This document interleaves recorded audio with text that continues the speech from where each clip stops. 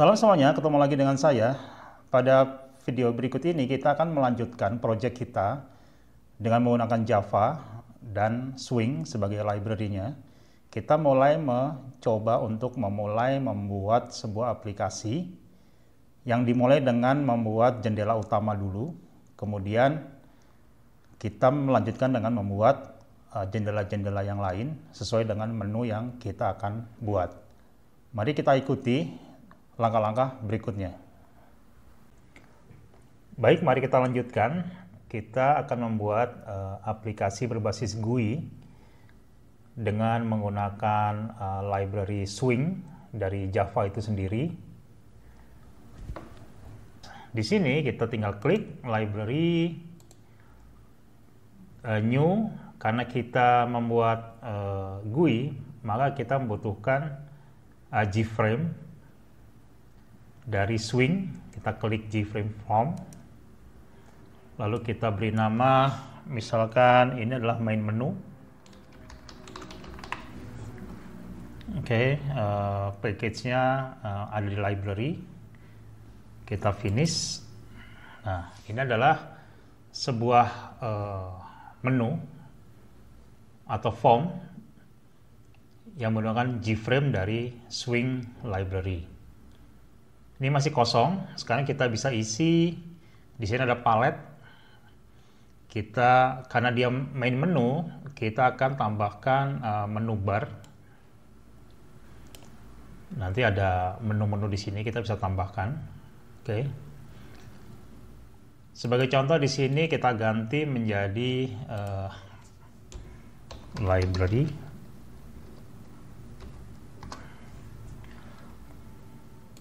Lalu kita tambahkan menu item di add from palette. Ini ada menu item. Kita ganti menjadi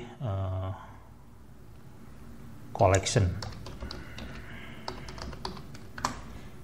Oke. Kalau mau ngetes, bisa ada gambar ini, icon ini, kita klik. Nah, ini hasilnya. Ini ada library, ada collection. Oke, kita tutup. Mungkin kalau kurang besar tinggal tarik saja. Nah, ini sudah lebih lebar ya. Baik, seperti biasanya saya selalu menggunakan MDI, Multiple Document Interface, untuk menampung window-window atau jendela-jendela yang dibuka di aplikasi ini. Jadi di sini ada palette, di sini ada desktop pane, kita tarik saja di sini untuk area jendela utama. Oke.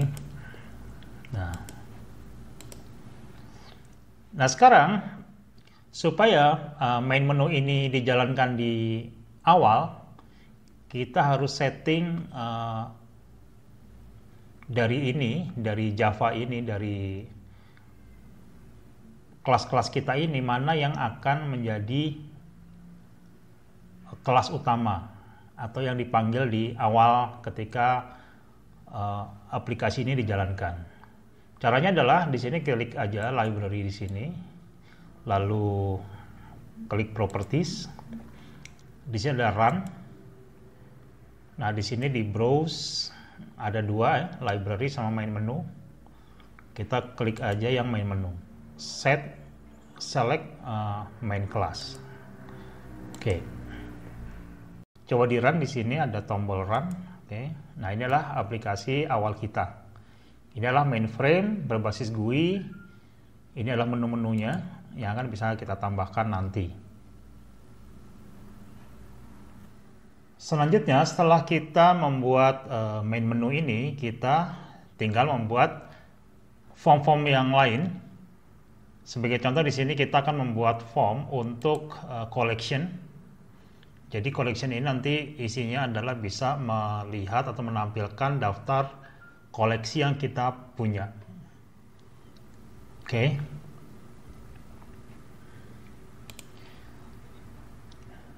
Nah, kita tinggal klik di library sini, kita new. Kita membutuhkan yang disebut dengan J internal form. Kita bisa cari di sini J internal form. Kalau tidak ada, klik other. Di sini kita klik swing GUI forms. Di sini ada J internal frame form. Ini yang kita pilih. Next, kita beri nama misalkan J internal from maksudnya ya, collection. Finish. Nah, dia akan membentuk sebuah kelas baru yang tadi kita sudah set, gif collection.java. Di sini kita lengkapi dengan tabel. Di sini ada tabel di sini untuk bisa menampilkan buku-buku kita. Oke. Karena kita memanggil dari database, kita tidak membutuhkan baris dan kolom di sini. Kita bisa klik, lalu properties, model. Nah, ini kita bisa hapus. Kalau kita tidak menggunakan database, kita bisa tulis title-nya apa dan sebagainya. Tapi karena kita menggunakan database, ini kita tidak perlu, jadi kita bisa hapus satu-satu. Oke.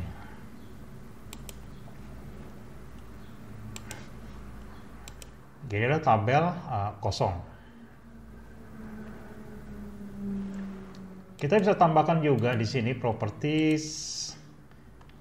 Di sini bisa dikecilkan, bisa di ini ada tombol ini di ujung kanan jendela, maximize ya untuk membesarkan, resize able, dan closeable untuk bisa ditutup. Oke, kita close. Oke. Ini title-nya belum ada, kita set lagi. Ada title di sini adalah collection.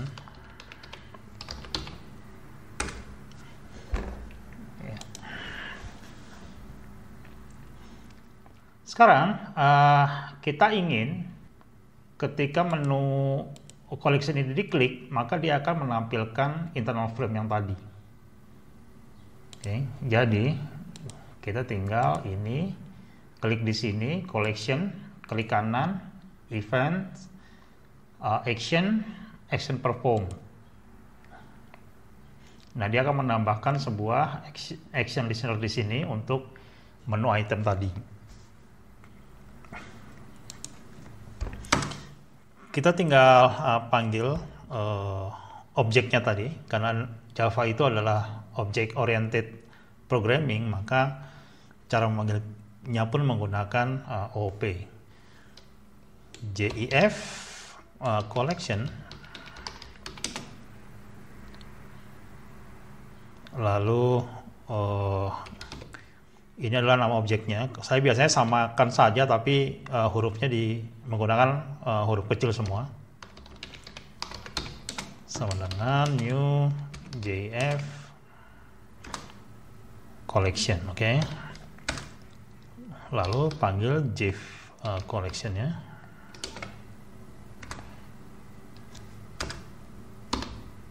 Set visible sama dengan true. Setelah itu kita akan masukkan ke J desktop pane tadi, tapi kita harus tahu dulu nama objeknya. Kita kelihatan di sini nama objeknya adalah J desktop pane 1. Oke, J desktop pane 1 add JEF collection. Kemudian kita tambahkan error handling. Oke, supaya kalau ada error dia memberi informasi. Coba kita run. Kita klik library, collection. Nah, ini adalah menu yang barusan kita buat, collection, form collection, untuk menampilkan koleksi kita. Sekarang kita coba bagaimana menampilkan data di tabel tersebut. Oke, di desain ini kita punya sebuah table dengan nama objeknya JTable1. Oke. Kalau mau diganti juga boleh. Jadi ini klik kanan, change variable name sehingga lebih informatif. Collection. Saya ganti menjadi collection karena ini tabel collection. Oke, sekarang namanya adalah JTable collection. Sekarang kita akan mencoba menampilkan sebuah data di dalam tabel tersebut. Caranya seperti ini, yaitu kita buat sebuah fungsi private void view, misalkan view table. Oke. Nah, sekarang kita panggil objeknya tadi JTable collection.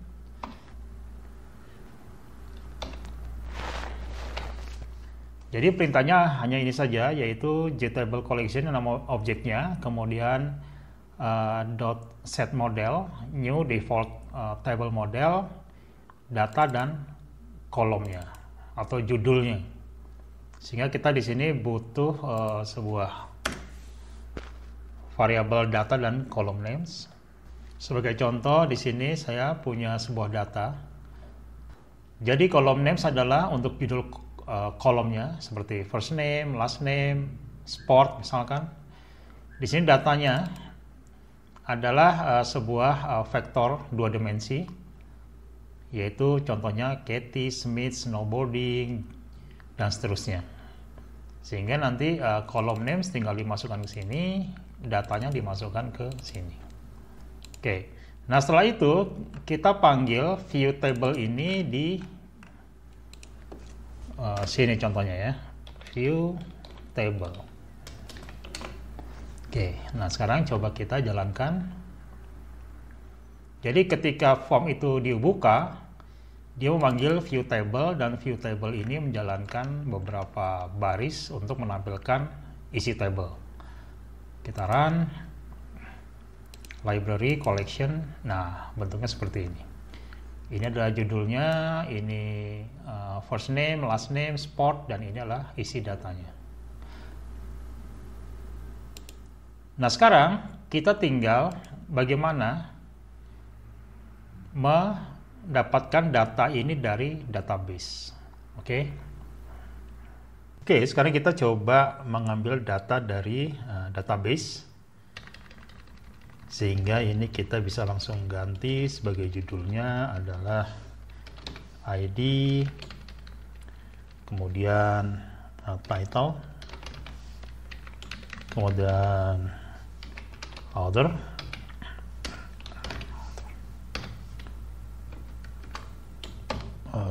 year, publisher, dan terakhir adalah 6. Oke. Nah, sekarang kita tidak perlu menggunakan ini.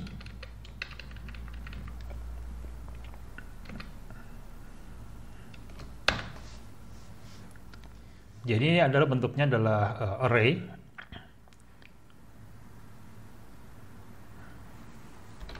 Jadi kita inisiasikan array-nya menjadi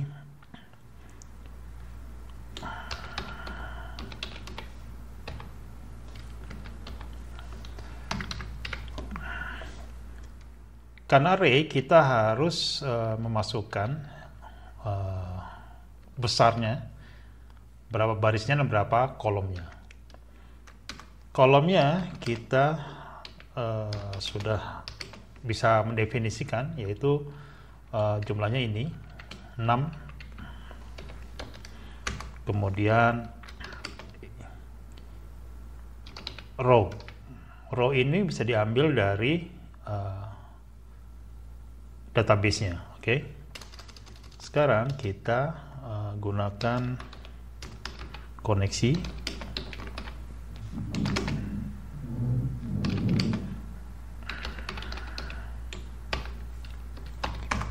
Oke, vektor fake data sama dengan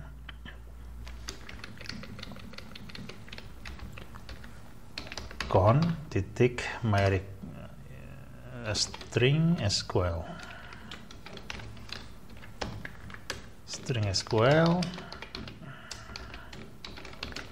sama dengan select bintang from table book. Oke. Integer row itu sama dengan fact data titik size dibagi call. Oke, ini supaya lebih bagus kita taruh di sini.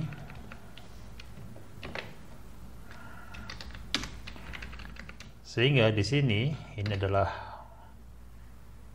barisnya, row, dan ini adalah kolomnya.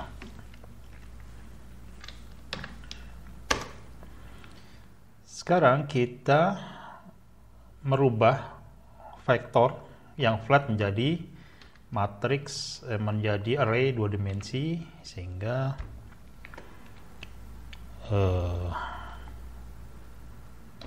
for integer i sama dengan 0, i lebih kecil daripada baris,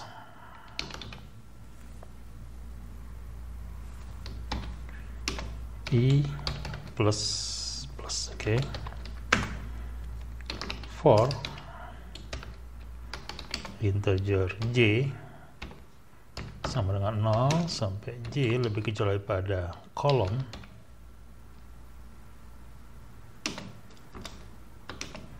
j plus plus. Oke, kemudian kita masukkan ke matriks data ke i, j itu sama dengan vektor data get get i dikali call ditambah j.